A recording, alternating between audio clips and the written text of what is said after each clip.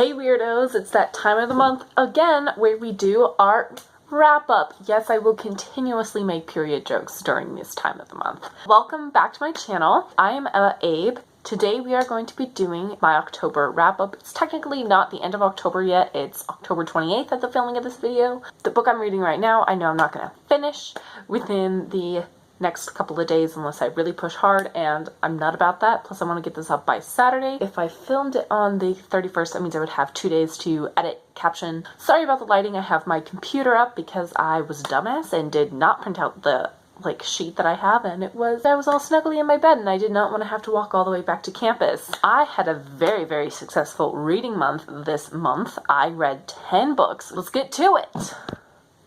I want to do my usual disclaimer, which is I cannot pronounce things. I will mispronounce things. It's all part of the wheel of disabilities that I have. Yeah, also I will put timestamps in the description on the books that I read because this month I participated in the Disability Readathon, and if you just want to know what I read for the Disability Readathon and look at my reaction to those videos, you can go to those below. The first book I read is Guns, Germs, and Steel, The Fates of Human Societies by Jared Diamond.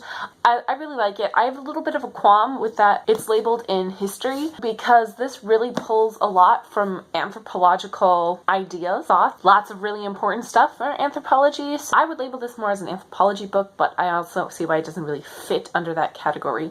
This talks a lot about human societies and human development and why certain societies were able to conquer others. I think it's a really good foundation. Some things that you guys might find weird or maybe surprised by is that garbage is actually really important. What you throw away is usually what gets preserved, sometimes not. Burials too. Burials are also very important. But he talks a lot about the stuff that he found in garbage pits, and I know I personally have worked with stuff literally found in garbages and having to catalog and analyze that stuff. It is a wealth of information. You can find out so much from a society, which is really cool. You can't find out everything, but you can learn a lot about their eating habits and what types of tools they had, all of this sort of stuff. This focuses a lot on geography and how geography is important. For instance, take North America. There's no empire structure society. There was not. You had ones that are pretty close, but they just did not have the resources. There's 4 main levels, and those are actually talked about in this book, and I swear to God that they were ripped straight out of an anthropology textbook. Not plagiarizing, but the ideas are copy-paste. And it makes sense that geography is so important because Jared Diamond is a geography professor. I really like the audiobook in this. I thought that was really good. I don't remember who narrated it. One thing, this edition had a supplemental chapter about Japan that I didn't have on the audiobooks. It was a little bit frustrating. I want to read a quote from this, and that really spoke to me and my history. And this is taken from the Native American, or this Hemispheres Colliding section. So it said, Native American farming served for a long time just as small supplement food to acquisition by hunting and gathering, and supported only sparse population. That quote spoke to me on a very intimate level because I did research my first year of university, and we used a lot of Native American farming techniques and growing Native American specific food. The food we got was taken from the Native American seed bank. Oh my God, it was so difficult. We couldn't use any pesticides. We couldn't use anything that would normally help a farmer today. We had to do it all as it would have been done before, and people still are doing today, because that was also part of the research, was looking at the Native American reservations. I didn't do that part. The food that we produced would not be able to feed us for a long amount of time. Most of the farming techniques for Native Americans, Northern Hemisphere, excluding Mexico, and it really was supplemental. It really was hunting and gathering that was so important. I recently watched a critique that Cynical Historian did. I will link that down below, where he talks about where he critiques his hypothesis, and the Cynical Historian does, and he talks a lot about Africa, Jared Diamond's interpretations of Africa. I'm not super well versed in African history. I can't really speak to that, but I think his points are valid. When it comes to the Americas and contact, it makes a lot of sense, and it holds up in my opinion. The next book I read was actually the first book I read for the Disability Readathon, and that was for Category 1 to fulfill a nonfiction book, and that is Radium Girls, The Dark Story of America's Shining Women by Kate Moore, and I really liked this. I thought it was written really well. I think it was really well researched. I learned a lot. I thought the problem was very isolated with radium and radium poisoning when that just was not the case. It's a very emotional, heartbreaking book. You will follow this group of young women in this one area of the country, and then the author will take you to another part of the country. The same story will be happening over and over, and it's just like a broken record, and it breaks you a little bit inside. I just feel so frustrated because if the doctors had just talked to each other, and some of these women did not get compensation at all. I read this with an audiobook and following along. I really like the way that the chapters are written. The chapters are very short, so there's a lot of chapters, but they are usually not more than a few pages. There's cliffhangers, so it will make you want to read the next chapter, which I thought was really, really cool.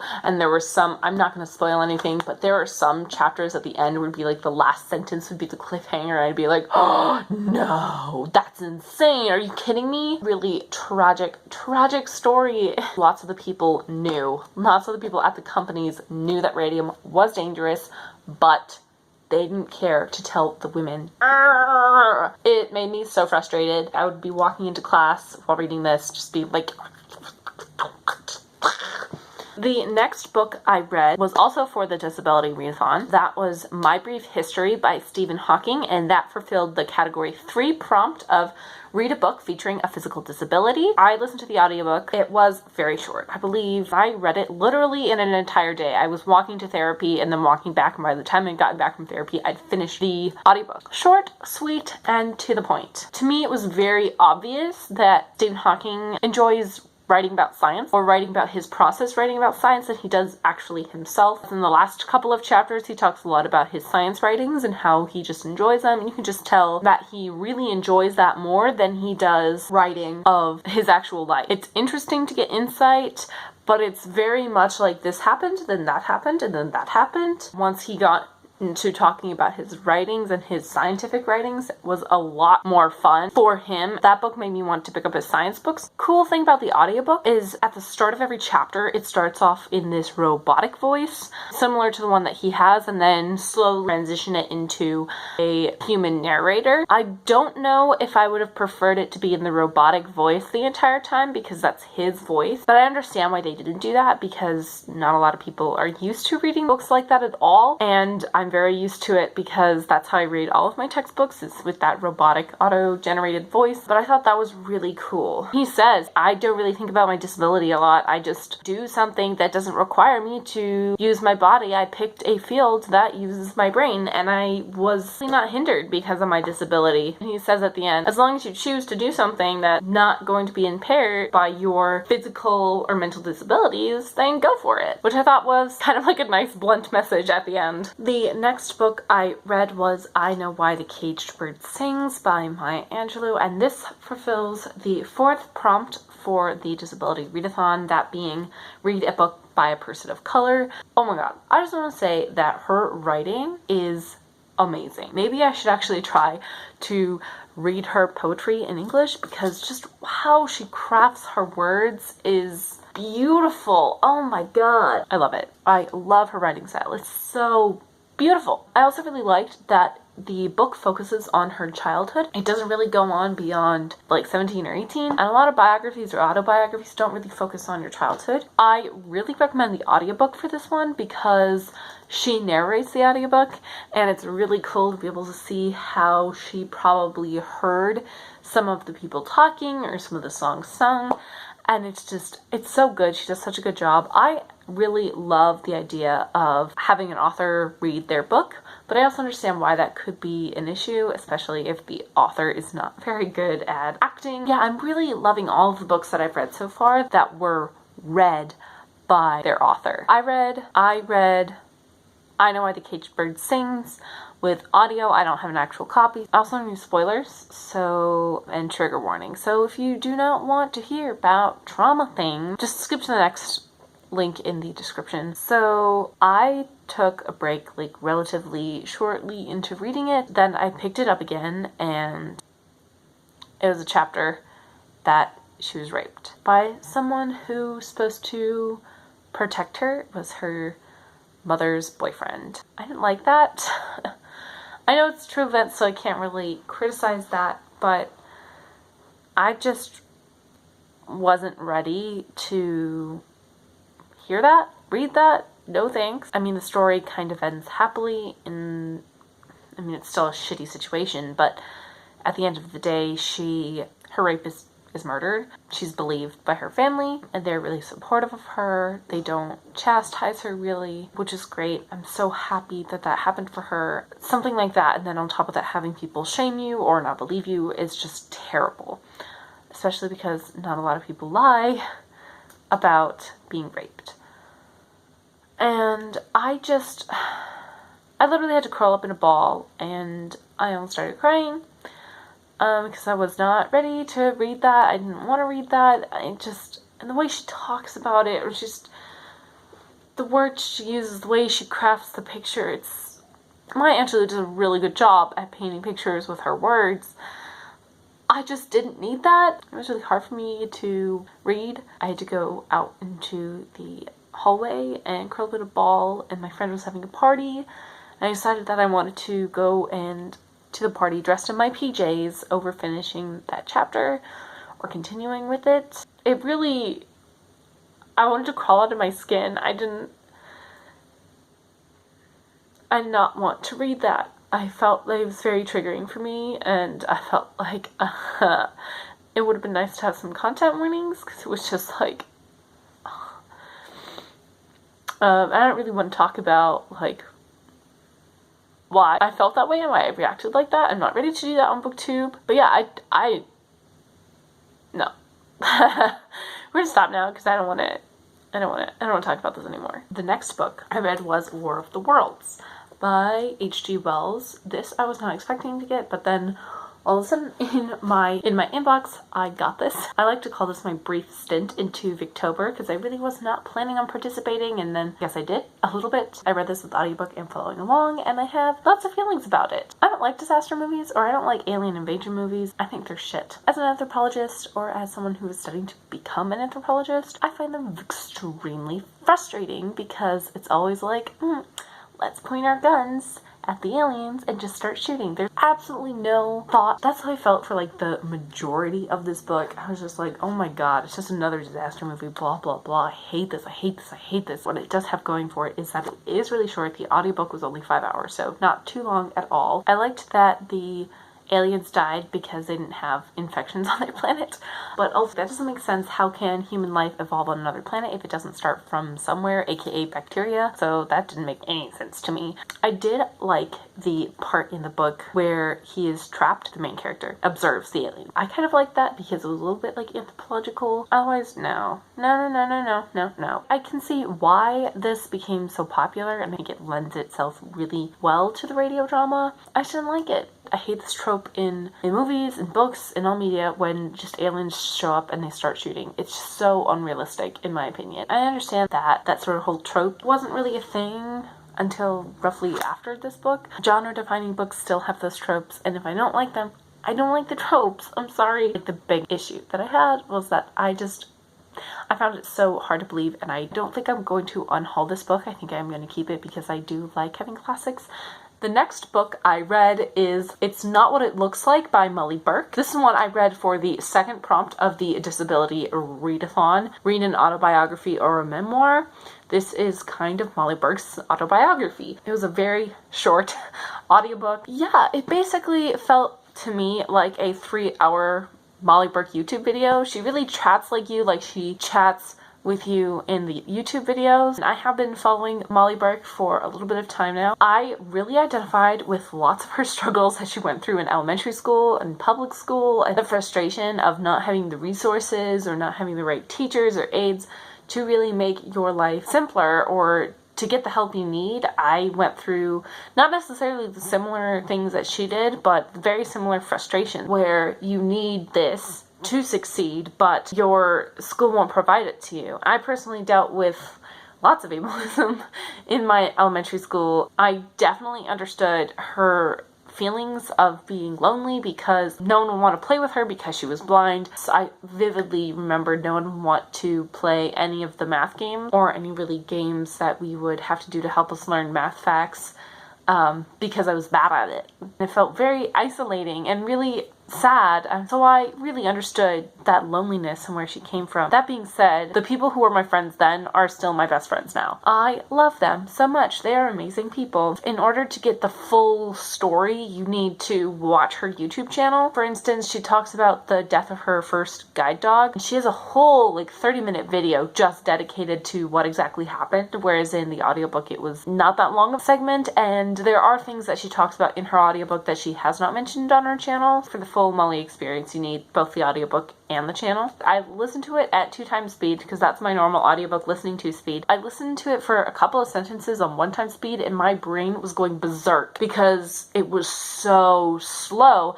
And maybe I'm just used to watching Molly Burke on 2x speed because that's how I watch all of her videos, so I'm just used to her talking faster. Not sure if that's really how slow she talked in real life or it just was really weirdly slow in the audiobook. Another thing, the ending was a little bit too woo-woo for me. She talks a lot about how this is her purpose and how God was destined this to be her purpose and all of this stuff, and part of me was just like, I don't really think it needed that. I understand why that was important to her, but I just didn't really feel like it was necessary. The next book I read this month is Flowers for Algernon by Danielle Keyes. This I call my bonus disability readathon book because I wasn't planning on reading it. I just so happened to get email from the Cincinnati Library saying that this has been checked out to me. And if you follow me on Instagram, subtle plug, you will get more of my updates. I breezed through this thing. Oh my god. I got a used copy, so I have all these comments from whoever owned it before, and at one point she writes weird all over the page. It's just weird, weird, weird, weird, weird. I hate Charlie's so-called friends at the beginning. They're all assholes. They're all making fun of him because he has a low IQ. Charlie, find yourself some better friends. I had lots of friends who were treated the same way growing up, and I hated it. One of the big things in this too is what is ethical and what is not ethical in terms of science research, except how they framed it not ethically is in terms of Christianity and in terms of man should not have eaten the forbidden fruit, and they view Charlie's operation as something that eating from the forbidden fruit, and that really frustrated me because it didn't actually go into any of the real discussion on the actual ethics part of it. I wanted more how that would change their perception of reality, and then if it's successful, how do we roll this out to people, and is it ethical to give it to anyone, or where is the IQ cutoff? Would there be? What is the regulation? I'll say it ended happier than I expected it to. I expected it to end really horribly. I want to say props to the writer, Danielle Keyes, and the narrator of this. Again, I listened to this with audiobook and following along, and the narrator did a really good job transitioning from Charlie's lower IQ to higher IQ phases. Also, apparently, Charlie misspells progress report, and I didn't notice that it wasn't spelled wrong. So this just had way too much sex in it for me. I just was like, I was not here for that. I understand why it was in there because social intelligence versus intellectual intelligence and how he really didn't develop beyond basically a child, and why they needed to have all that discussion. But all of the times when he was talking about his wet dreams and all of this stuff, I was just like, I came in here wanting more of a medical drama. This was different than I expected it to be. Better than the short version I had to read in 8th grade, because I did read a very condensed version of this. Ending is still sad, but happier than I thought it would be. The next book I read was Niagara Falls, or Does It? This is the first book of the Hank Zipser series. This was written by Henry Winkler and Lynn Oliver. I read these series of books. I'm not sure if I read all of them, but we read a ton of them. My family did. I really enjoyed it. It's a cute little series. It's really great for small children, especially children with disabilities, especially learning disabilities like I have. It's a cute story. I don't really have any complaints. I like the older older covers better than the newer covers. I will say that this is a really powerful story about why it's so important to be diagnosed early. So we start off, and I believe Hank Zipser's in the 4th grade. At this point, he has not been diagnosed with ADHD. It is so infuriating for me as someone who does have ADHD to see him go through all of this pain and think he's stupid, and parents calling him stupid, not necessarily outright calling him stupid, just underestimating him, and his teachers doing the same, and the principal, and it feels like everyone's against him. Those feelings are completely valid. I went through the exact same thing. It really takes one of his teachers to tell his parents. His teacher showed up to his house. I don't know how appropriate that is. At the end of the day, it gets his parents, sorry, this is kind of spoiler territory, getting the point to where they're going to get Hank tested. At the end of the book, it's not revealed that he has ADHD. I'm assuming that's in the next book. I know he has ADHD because I've read the books. Good little series. Also with Hank Zipser, there is a character called Papa Pete, and that is Hank Zipser's grandfather, and he's just such a good man. I have a really strong connection with my grandfather, so I just love it when grandfathers are awesome and cool in books.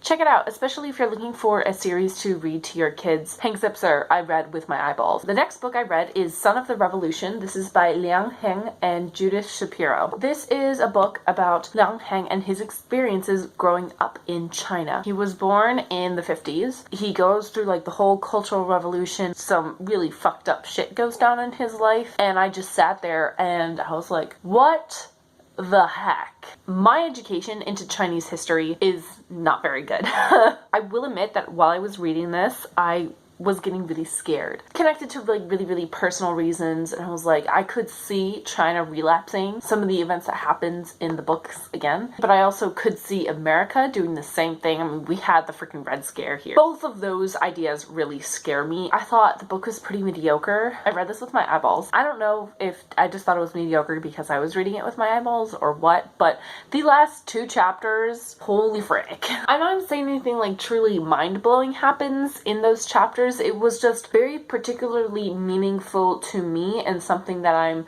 currently going through right now, which I will not go through. It's just a really extremely personal story there at the end. I got really overwhelmed and I had a hard time falling asleep. I'm not gonna lie, I finished this last night and I was up to like 3 or 4 finishing this. Yeah, that last 2 chapters really freaked me out. I would recommend this book, but I will say it is helpful to have an understanding of Chinese history, which I didn't really have, so it was kind of weird, and I want to know more to get more context as to what exactly was happening when. Effed up stuff that happens. He's a really little boy, and you get a really scared little boy's perception of what's going on. Another thing about Son of a Revolution, I think some Americans will be kind of surprised about how hard it is to actually be in the Communist Party of China. That's something that I discovered. It's not like joining a political party here in America. No, you have to go to extensive classes. It's quite crazy. You have to go to those meetings to even be in consideration to be in the party, and then I think you have to take tests. It's all this whole shebang. Another thing, one had stolen some candy and the other having graduated profoundly from wearing slit pants and promptly soiled his new ones. People might be confused on that, but in China,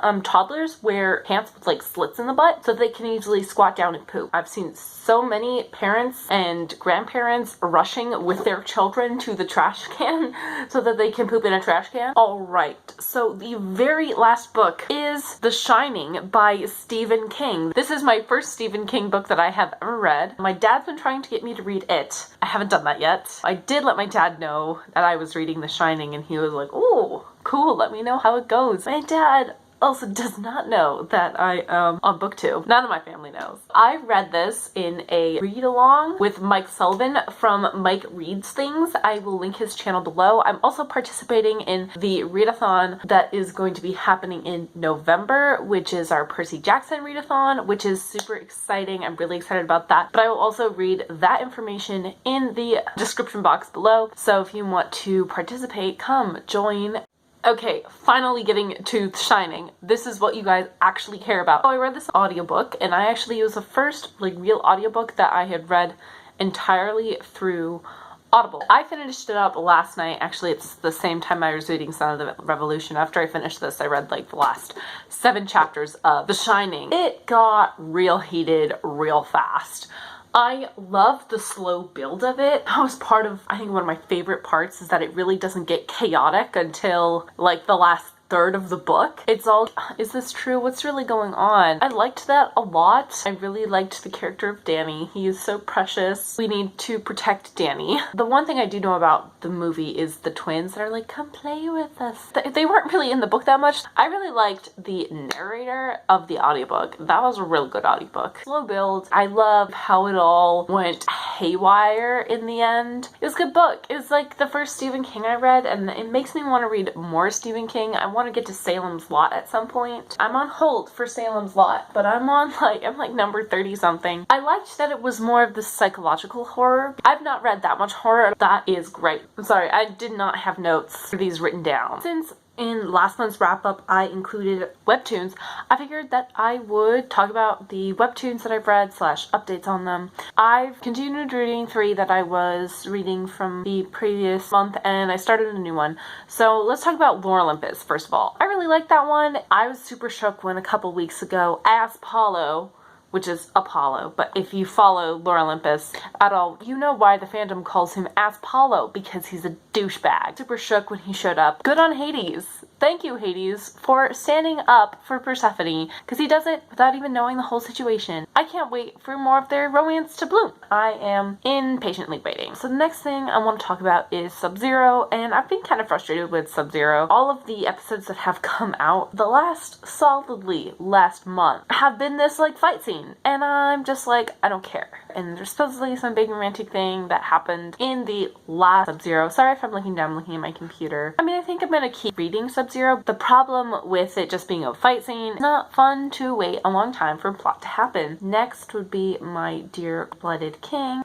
Another big fight scene for literally more than a month. And it's high-key a little frustrating. I'm not super in love with like this fight scene. Some plot twists that I'm not going to spoil have been revealed this last couple of weeks, and I've just kind of been like, well, yeah, duh. Well, this one character learns that this other character really loves them, and I'm just like, well, yeah, have you not noticed her like devotion to you for like this whole time? And she openly displays it in front of you all the time. How are you now just figuring this out? I'm just like, this dude is dumbass. I think the whole like conflict between that character and this other character is gonna get resolved super fast. And then I started one more, and that was The Siren's Lament. I started it, I'm not even close to finishing. I mean, it's okay. It's kind of like this love triangle, something going on. I don't know, I'm not super invested in it. I guess the premise is kind of interesting with like sirens, because they're trying to figure out what the frick is happening when this dude kisses this broken-hearted girl. They both turn into half human, half siren. I don't know. I might finish it. Yeah, and I haven't really explored much else beyond the website. I tried reading this one. I'm on the website right now. I Love You. What is that? Oh, it's romance. I might have to check this out. This looks like it's gonna have like a Dia de los Muertos spin on it. I should also mention I tried to get into the Heirs game too, but I just didn't like that. I don't know, something with like the combination of the art style, and I'm not super in love with the gaming character. He's very annoying. That kind of turned me off real fast of Heirs game. And then the other one was like Metaphorical Her. It's just really violent, and supposedly the more romance stuff is gonna come in later, but it's also contemporary, so it's just like, I don't know, it's really weird. I don't really understand the world yet, and I'm not super into the world because it is very violent. And not that I don't like violent things, I'm just was not expecting it in this, and I just kind of completely threw me off when someone literally ripped out someone else's heart, and I was just like, eh. I am considering checking out Always Human because it's also lesbian shit, and I think it will be less violent than Metaphorical Her. Thank you guys so much for watching this video with me. I hope you liked it. Please like, comment, share, subscribe, all of that good fun stuff. If you want to keep more up to date on my reading stuff from day to day, I'd say follow me on Instagram or Twitter because I post there fairly regularly. Do you have any webtoon suggestions for me? Did you participate in the Disability Readathon? Are you thinking about joining Mike Sullivan's read-along? Let me know all of that fun stuff in the comments, and I will see you next week.